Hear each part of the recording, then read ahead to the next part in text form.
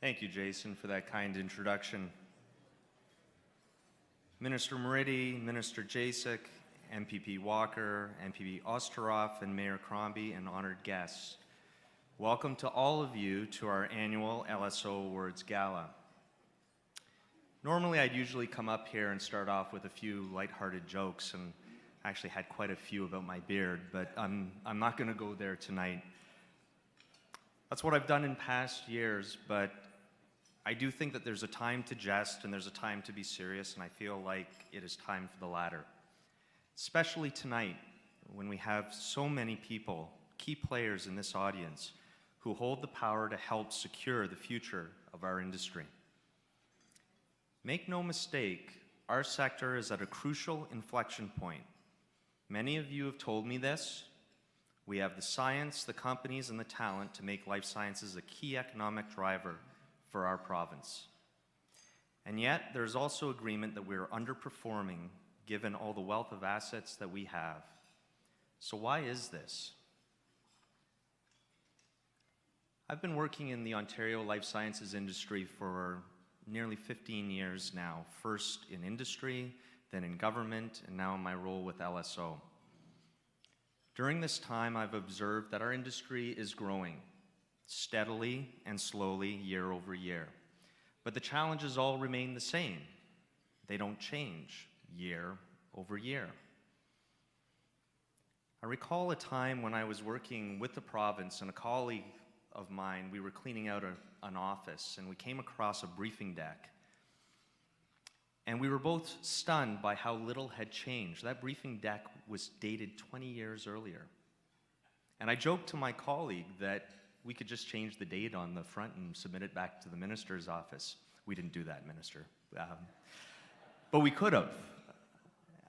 Fast forward nearly 10 years, and sadly, I could make that same statement. The challenges have not changed. Access to capital, commercialization, adoption of innovation, it's become a mantra to our industry. Our sector continues to be fragmented and divided in terms of the organizations tasked to represent it.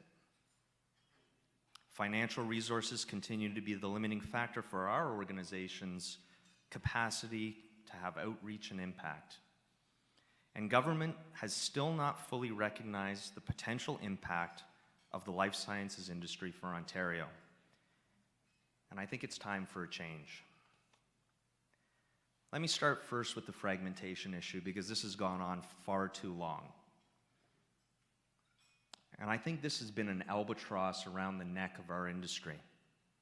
Whether it's LSO, TO Health, Oro Bio, or any other organization for that matter, we are all competing for a limited pool of both public and private resources.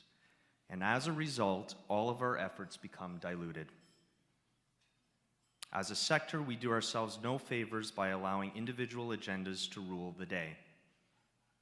We need to find a way to bridge these gaps and find efficiencies across organizations through meaningful partnerships and collaborations. Until we figure out how to do this, we will be destined to continue the cycle of talking about the same challenges year over year. Financially, our organization has been fully member-funded since our inception in 1989. Back then, we were the cluster organization called the Toronto Biotech Initiative. Over time, we have evolved into the provincial life sciences organization that we are today. Yet our reach into regional clusters, many of the regional clusters, remains limited due to lack of resources.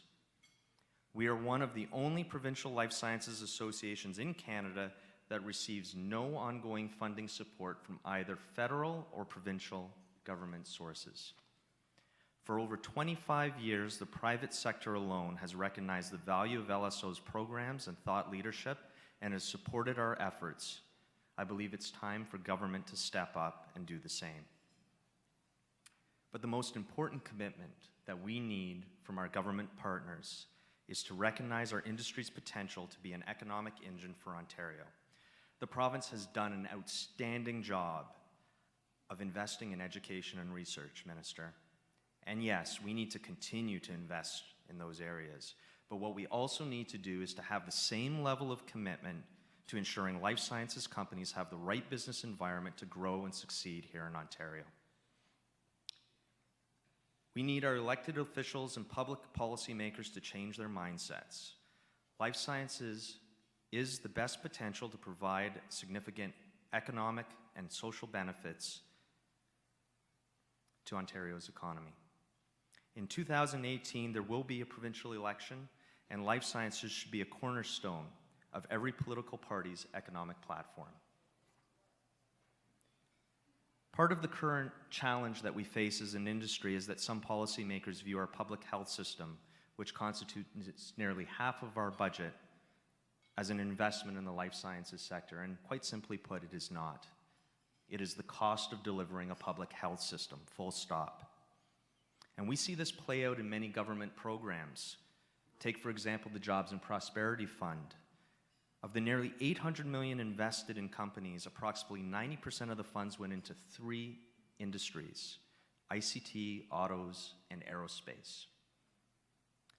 Life sciences share was about 3%. This despite life sciences having more companies than autos and aerospace and being one of the most capital intensive of any industries. And we can see where meaningful government commitment has had big impact in other jurisdictions. I mean, Boston is often touted as the Mecca of biotech. But Massachusetts was trudging along much like Ontario is now, until it woke up in 2007 and it got really focused. And that year marked the launch of a 10-year, $1 billion life sciences commitment, which was passed into state law, and it sparked the beginning of a biotech boom. We need that same level of focus and commitment by all stakeholders here in Ontario, public, private, and not-for-profit. The pace of innovation is moving ever faster, and we need to stop thinking that life sciences is the economy of the future. It is the economy of now, but the opportunity is passing us by the longer we wait. In closing, we are facing down many challenges as an industry. But I do remain confident and optimistic that we can tackle them. What you have to keep in mind is that it's our industry, it's our sector that's developing life-saving therapeutics and devices, technologies that ensure that we have safe and secure food supply, and it creates new materials and fuels for a more sustainable environment. Surely, if we can do all of these amazing things individually, imagine what we can achieve when we work together with focus and meaningful commitment. Thank you.